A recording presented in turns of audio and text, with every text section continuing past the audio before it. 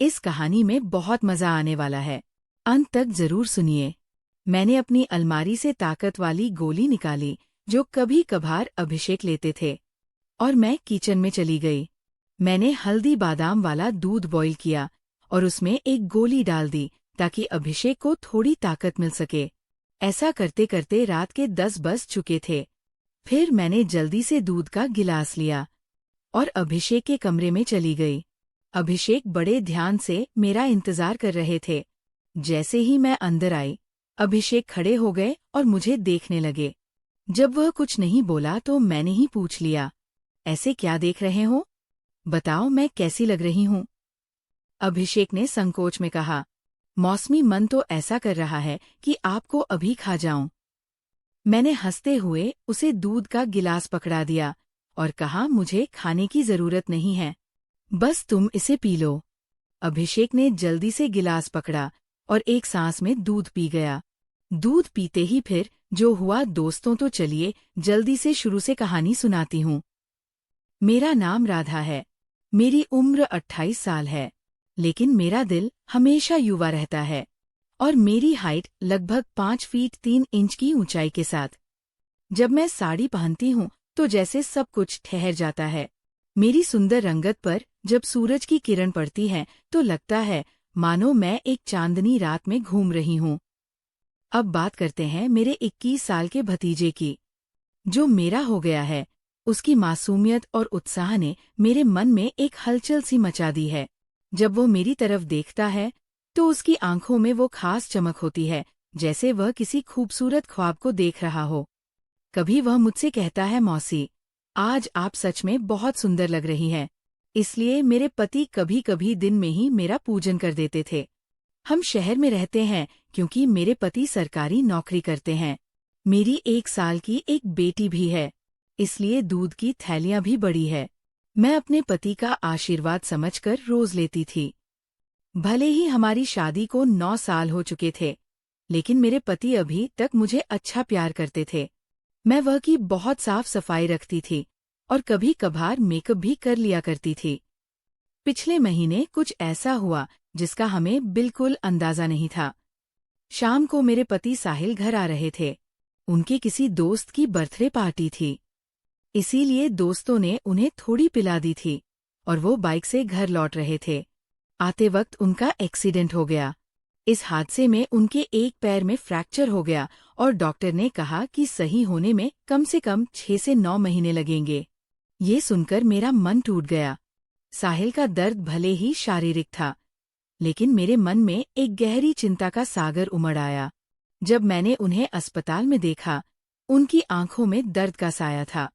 मैंने तुरंत उनके पास जाकर उनका हाथ थाम लिया। इसी वजह से मेरी दीदी और मेरा भतीजा अभिषेक उन्हें संभालने के लिए आए थे। मेरे जीजाजी और दीदी तो वापस चले गए, लेकिन अभिषेक ने साहिल को यहाँ रुकने के लिए कह दिया क्योंकि वह ठीक से खड़े भी नहीं हो पा रहे थे। मुझे ही बाजार से सामान लाने और बाहर के काम करने पड़ते थे। इसीलिए मैंने अपनी बहन को कहकर अभिषेक को कुछ दिन रुकने के लिए बोल दिया। अभिषेक मान गया और बहुत खुश हो गया। अभिषेक मेरे कान तक ही आता था। शरीर भी ठीक ठाक था और रंग भी सामान्य था। अभिषेक ज्यादा बिगड़े किस्म का लड़का नहीं लग रहा था और मैं भी खुश थी कि कोई तो आया जो मेरी मदद कर सके। आज अभिषेक मुझसे थोड़ा थोड़ा शर्मा रहा था क्योंकि वो शादी के बाद मुझसे पहली बार मिला था। रात को जब मैं साहिल को खाना खिला रही थी, तब अभिषेक भी हमारे पास बैठा था। फिर अभिषेक अपने कमरे में जाकर समय पर सो गया था। साहिल के चेहरे पर थोड़ी राहत थी, लेकिन वो अभी भी दर्द में था। तभी मेरी अंदर की भावनाएं बाहर निकल पड़ी। मैंने साहिल के पास बैठकर कहा, वो भी क्या दिन थे जब आप रोजाना मैच खेला करते थे। साहिल ये सुनकर मुस्कुराने लगे। हम क्या हो गया मेरी राधा, आज तो पूरी मजे में लग रही हो। मैंने कहा, नहीं जी, आपको तो मजाक लग रहा है और इधर मेरी बुरी हालत हो रखा है। सच बताओ तो इस वक्त मेरा बुरा हाल कर दिया है मेरे पति।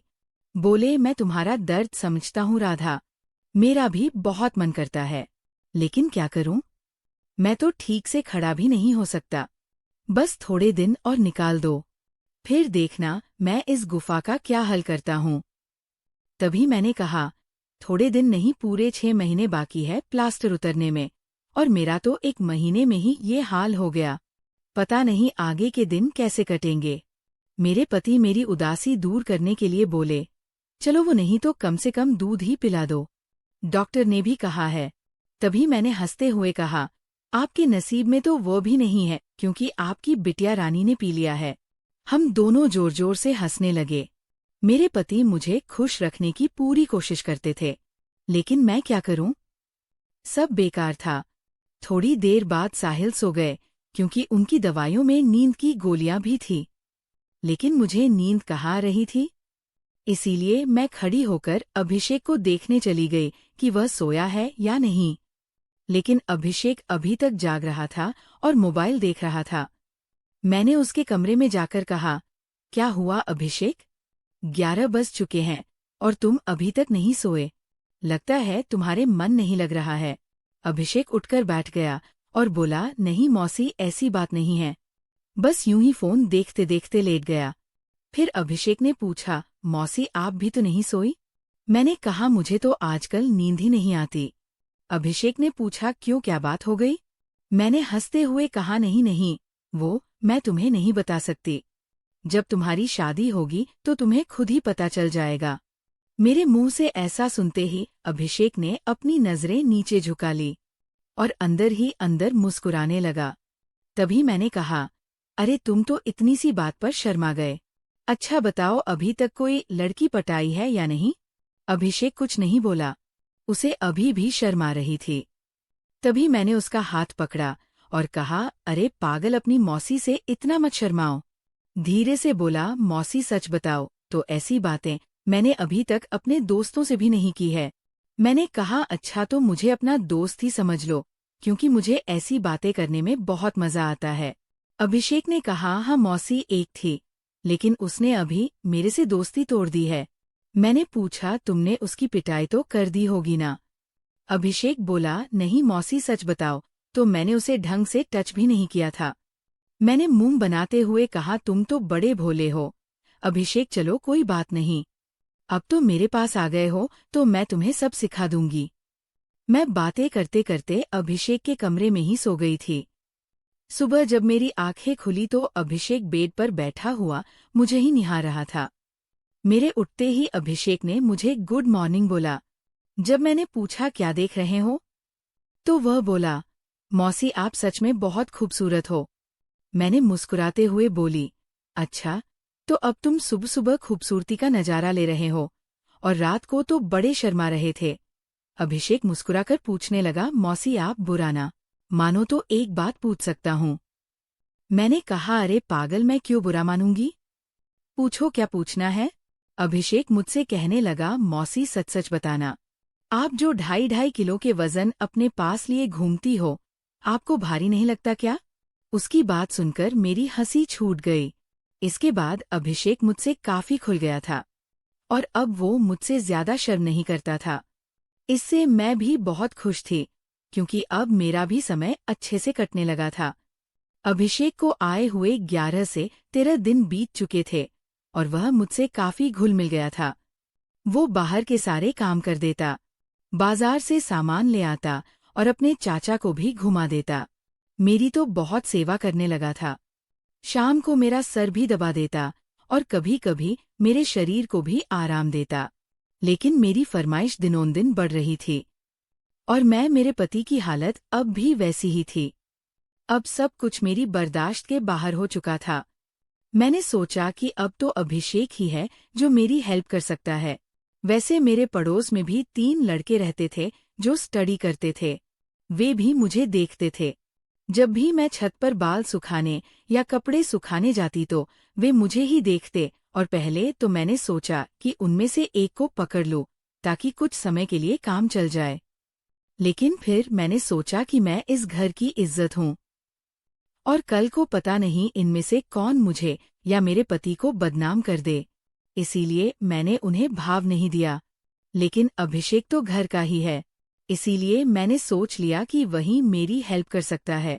आज मैंने पक्का प्लान बना लिया कि आज अभिषेक हेल्प ले ही लूंगी। उसके बाद मैं रसोई में खाना बनाने चली गई। जैसे ही अभिषेक नहाकर फ्रेश होने के बाद रसोई में आया, मैंने दूध निकालने का बहाना बना दिया। मैं रसोई घर में ही लोटे से दूध निकाल रही थी। मेरी बेटी अभी नानी के घर गई हुई थी, क्योंकि घर में उसे संभालने वाला कोई नहीं था, इसलिए अब बाकी का दूध निकालना पड़ता था। और घर में मेरे पति और अभिषेक के अलावा कोई नहीं था, तो मुझे डर भी नहीं था। जैसे ही अभिषेक अंदर आया, वो मुझे देखकर एकदम घबरा गया और कहने लगा, सॉरी मौसी, मुझे माफ कर दो। मैंने देखा नहीं और बाहर जाने लगा। तभी मैंने उसे रोक लिया। अरे अभिषेक, क्या हुआ? कोई बात नहीं, अंदर आ जाओ। अभिषेक बोला, अरे मौसी, ऐसे मैं अंदर कैसे आऊं? मैंने कहा, ऐसे वैसे मत करो और जल्दी से आकर मेरी मदद करो। अभिषेक का मन भी कर रहा था, लेकिन मैं उसकी मौसी थी, इसीलिए वो थोड़ा अनकंफर्ट फील कर रहा था। फिर मैंने उसे कहा, अरे इतना क्या शर्मा रहे हो? अब जल्दी से आओ और मेरी मदद करो। धीरे धीरे अभिषेक रसोई में आ गया और पास आकर खड़ा हो गया। वह मुझे देखता ही रह गया। तभी मैंने कहा, ऐसे क्या घूर रहे हो? क्या तुमने आज तक नहीं देखा? अभिषेक बोला, माँ कसम मौसी, मैं आपको बता नहीं सकता कि मुझे कैसा लग रहा है। बहुत ही अच्छा है मौसी। मैंने कहा, तारीफें करना छोड़ो और यहाँ मेरी मदद करो। तभी अभिषेक बोला, मौसी मुझे नहीं आता कैसे करना है। तो मैंने कहा, अरे बुद्धू, इसमें कुछ नहीं करना। ये लो पकड़ो और बस धीरे धीरे निकलो। थोड़ी देर बाद जब अभिषेक के हेल्प में हाथ तेज होने लगे, तो मैंने सोचा कि अब मेरा आगे झुककर सही से काम करने का समय है। मगर जैसे ही मैं झुकने लगी तो देखा कि अभिषेक का काम तो पहले ही खत्म चुका है। उसे देखकर मेरा मन बहुत उदास हुआ, लेकिन फिर भी मेरी हंसी निकल ही पड़ी। मैंने नाराजगी से अभिषेक को मारते हुए कहा, ये क्या किया पागल तुमने? तो शुरू होने से पहले ही खत्म कर दिया। इसके बाद जैसे ही अभिषेक का नशा उतरा, उसने हड़बड़ा हुए कहा, सॉरी मौसी सॉरी, वो मैंने ऐसा काम पहले कभी नहीं किया, इसलिए मुझसे ऐसा हो गया। मैं अभी जाकर साफ करके आता हूँ। और उसने मेरी एक भी बात नहीं सुनी और तुरंत रसोई में से चला गया। मैंने भी उसे ज्यादा रोकने की कोशिश नहीं की, क्योंकि मैं समझ चुकी थी कि उसके लिए इतना आसान नहीं होगा। इस चक्कर में आज खाना भी लेट हो गया था, इसलिए मैंने जल्दी से खाना तैयार किया और साहिल को कमरे में देने के लिए चली गई। साहिल भी बैठे बैठे खाने का इंतजार कर रहे थे। साहिल बिल्कुल सीधे साधे और सरल स्वभाव वाले आदमी हैं। वह मेरी बहुत बहुत चिंता करते हैं। जब मैं उनके लिए खाना लेकर गई तो पूरा पसीने से भीगी हुई थी। मुझे देखकर वो बोले, इतनी जल्दबाजी क्यों करती हो राधा? धीरे धीरे काम कर लिया करो ना। देखो तुमने अपना क्या हाल बना लिया है। तब मैंने उन्हें छेड़ते हुए कहा, ये तो कुछ भी नहीं है। जब तुम काम करते हो तो मेरा इससे भी बुरा हाल हो जाता है, और तब तो मैं तुम्हें रुकने के लिए भी कहती हूँ, लेकिन तुम तो नो कहकर काम की स्पीड को दुगना कर देते हो। मेरे मुंह से ऐसा सुनकर मेरे पति मुस्कुराने लगे। तुम भी ना राधा, कहाँ की बात कहाँ ले जाती हो। इसके बाद साहिल ने खाना खा लिया और मैंने उन्हें दवाई भी दे दी। दवाई लेने के बाद उन्हें नींद आ गई और वो आराम करने लगे। मैं भी काफी थक चुकी थी, इसलिए मैं नहा धोकर फ्रेश हो गई। इसके बाद मैं अभिषेक के कमरे में उसे देखने के लिए लगने तो वो भी सो चुका था। फिर मैं भी आकर आराम करने लगी।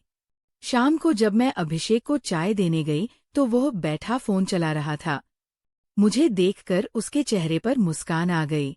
मैं भी उसे देखकर हंसने लगी और मैंने उससे पूछ लिया, क्या बात है अभिषेक, आज तो तुम काफी ढीले ढाले से लग रहे हो। अभिषेक बोला, मौसी वो मैंने पहली बार काम ऐसा अनुभव लिया था। प्लीज आप बुरा मत मानना, मैं सच बता रहा हूँ। बिल्कुल मेरे से काम नहीं कर पाया। तभी मैंने उसे रोकते हुए कहा, अरे बेवकूफ, मैं कब बुरा मानने लगी? वैसे सच बताओ तो मुझे भी अच्छा लग रहा था।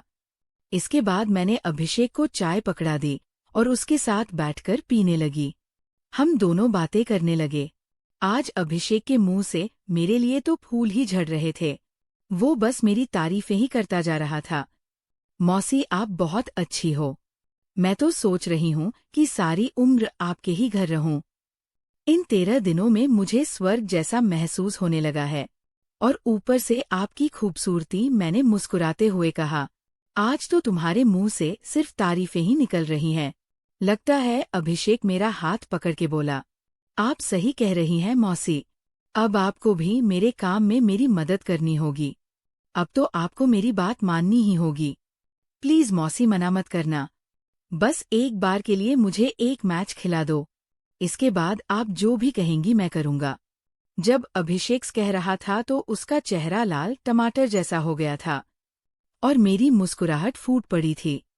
मैंने उसके सर पर हाथ फेरते हुए कहा, अरे पगले, इतना सीरियस क्यों हो रहे हो? बताओ, मैंने तुम्हें कभी किसी चीज लिए मना किया है? वैसे भी अब तुम्हारे चाचा तो वैसा भी मेरे काम में मेरी मदद नहीं कर पाते हैं। और तुम इतना शर्माओ मत। अगर इतना शर्माओ तो कैसे चलेगा? अब से तुम मुझे अपनी मौसी नहीं बल्कि काम वाली ही समझना। अभिषेक बोला, मौसी एक बात और है, मैं एकदम फ्री हो जाता हूँ। मैं बहुत काम करता हूँ। मैंने उसे कहा, इसकी चिंता मत करो, इसका इंतजाम मैं कर दूंगी। तुम बस काम के लिए तैयार रहना। मेरे इतना कहते ही अभिषेक खुश हो गया और उसने थैंक्स मौसी की रट लगा दी। कहने लगा, मौसी आप बहुत अच्छी है। इसके बाद में चली गई क्योंकि शाम हो रही थी और मुझे साहिल को नहलाना भी था। जब साहिल जी नहा लिए तो अभिषेक उन्हें बाहर टहलाने ले गया। इसके बाद मैंने जल्दी जल्दी सारा काम किया और उनके आने तक खाना भी तैयार कर दिया। आते ही अभिषेक ने हाथ पैर धोए और खाना खाने के लिए बैठ गए। इतने में 9 बज चुके थे और दवाइयों का समय हो रहा था। इसीलिए मैं उन्हें कमरे में ले गई और दवाइयाँ दे दी। साहिल की मेडिसिन में नींद की गोलियां भी थी ताकि उन्हें ज्यादा दर्द ना हो और आसानी से नींद आ जाए। साहिल दवाइयां लेकर जल्दी ही सो गए। मैं उनका सर दबा रही थी। जैसे ही मुझे पता चला कि साहिल सो चुके हैं, मैं नहाने चली गई। नहाकर मैंने रेड कलर की साड़ी पहनी, बालों का जोड़ा बना लिया और महक के लिए परफ्यूम भी लगा लिया। वैसे तो मैं मेकअप कभी कभार ही करती हूँ, लेकिन आज थोड़ा थोड़ा कर ही लिया ताकि चेहरा ब्लश करे। पूरी तरह से तैयार होने के बाद मैंने अपनी अलमारी से जादू वाली गोली निकाली जो कभी कभार साहिल लेते थे और रसोई में चली गई। मैंने हल्दी बादाम वाला दूध तैयार किया और उसमें एक गोली डाल दी ताकि अभिषेक को थोड़ी ताकत मिल सके। ऐसा करते करते रात के 11 बज चुके थे। फिर मैंने जल्दी से दूध का गिलास लिया और अभिषेक के कमरे में चली गई। अभिषेक बड़े ध्यान से मेरा इंतजार कर रहा था। जैसे ही मैं अंदर आई, वो खड़ा हो गया और मुझे देखने लगा। जब वो कुछ नहीं बोला तो मैंने ही पूछ लिया, ऐसे क्या देख रहे हो? बताओ मैं कैसी लग रही हूँ? अभिषेक ने संकोच में कहा, मौसी मन तो ऐसा कर रहा है कि आपको अभी खा जाऊं। मैंने हंसते हुए उसे दूध का गिलास पकड़ा दिया और कहा, मुझे खाने की जरूरत नहीं है, बस तुम इसे पी लो। अभिषेक ने जल्दी से गिलास पकड़ और एक सांस में दूध पी गया। दूध पीते ही मैंने कहा, चलो अब जल्दी से पूजा शुरू करते हैं। अभिषेक ने जवाब दिया, मौसी पूजा तो शुरू कर दूंगा, लेकिन आप दिए में तेल डालोगी या फिर सीधे ही पूजा शुरू करें? मैंने मुस्कुराते हुए कहा, तुम मेरी चिंता मत करो, मैं पहले से ही तेल डालकर आई हूँ। इसके बाद जो हुआ वो बताते हुए मुझे भी शर्मा रही है। मैं अभिषेक को अब तक बच्चा ही समझ रही थी, लेकिन उसने पूजा में मेरे पति को भी पीछे छोड़ दिया। अभिषेक ने सबसे पहले काजू कतली का स्वाद खाया। मेरे पति ने आज तक काजू कतली नहीं खाई, वह तो सीधे ही पूजा शुरू कर देते थे।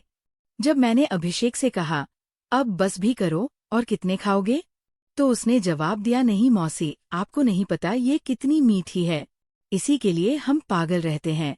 ये अभिषेक की पहली पूजा थी, इसीलिए वो आधे घंटे से ज्यादा नहीं कर पाया। मैं तो ज्यादा नहीं थकी, लेकिन अभिषेक पसीने पसीने हो चुका था। मुझे भी 2 महीने बाद पूजन का काम मिल रहा था, तो मैं भी बहुत खुश थी। इसके बाद अभिषेक थक चुका था और आराम करने लगा।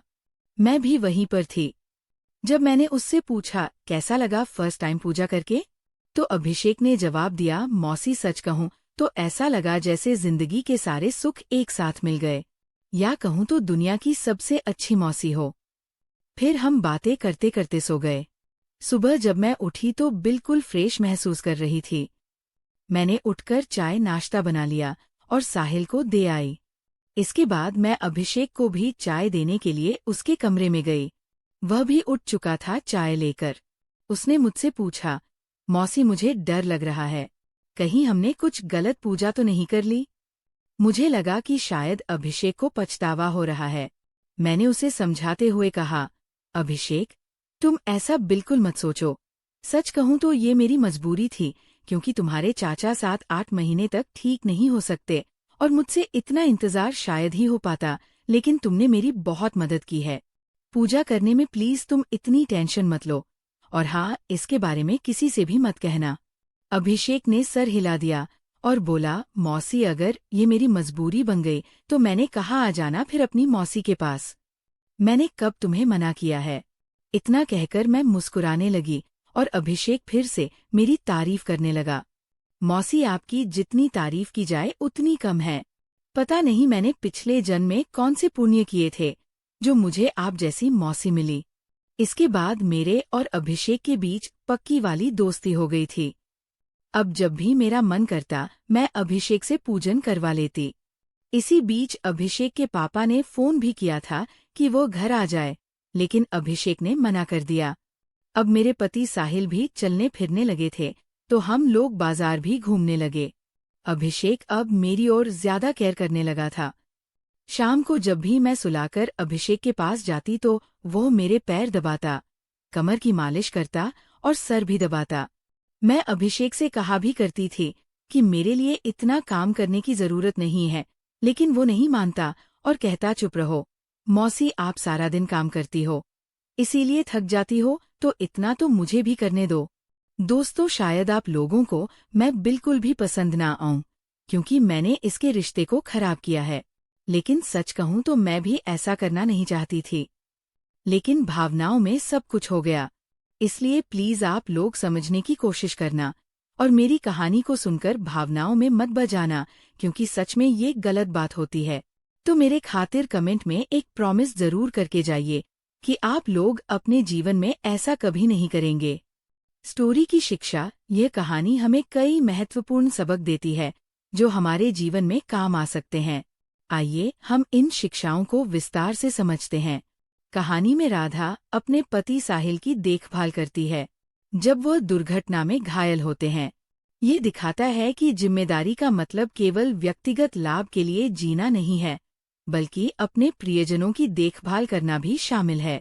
जीवन में जब हम किसी रिश्ते में होते हैं तो हमें अपने साथी के प्रति समर्पित रहना चाहिए, तो वह अधिक मजबूत और स्थायी होता है।